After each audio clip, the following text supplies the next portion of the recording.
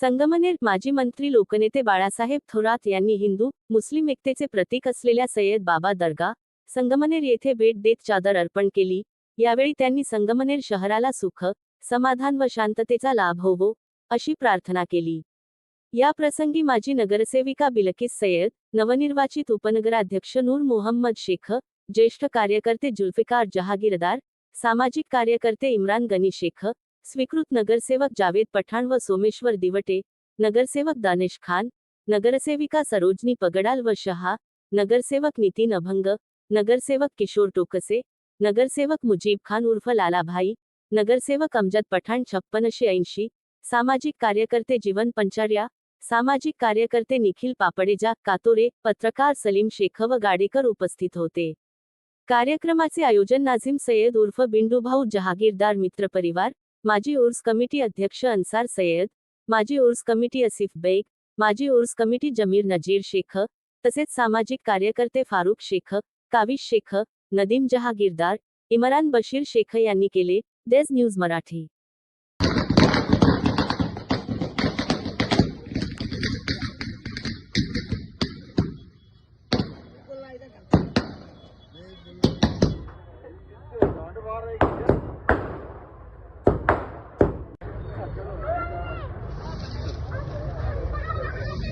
चलो आगे चलो आगे चलो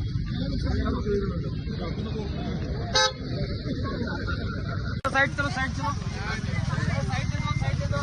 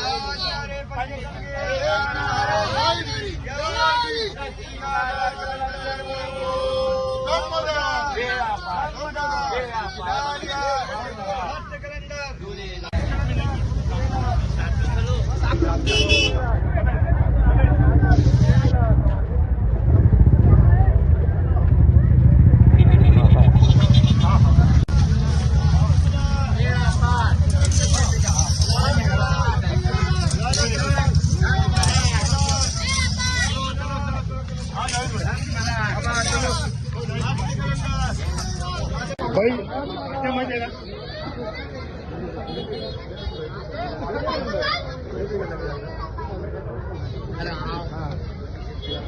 मस्त कलंदर मोबाइल मांगे ना यार ये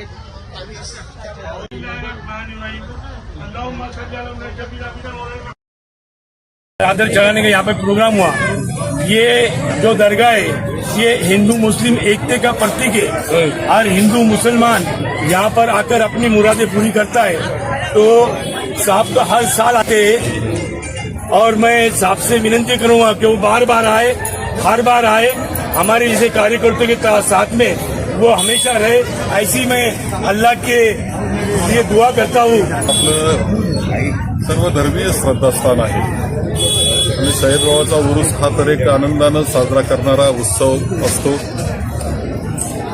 आपल्या संगमनेरमध्ये सर्व लोक आपण सय्यद बाबाला काही आशीर्वाद मागत असतो आणि सर्व धर्म समभाव, सगळ्यांना बंधुभाव गावात या शहराची प्रगती व्हावी ही प्रार्थना सुद्धा आपण सय्यद बाबाकडे करत असतो।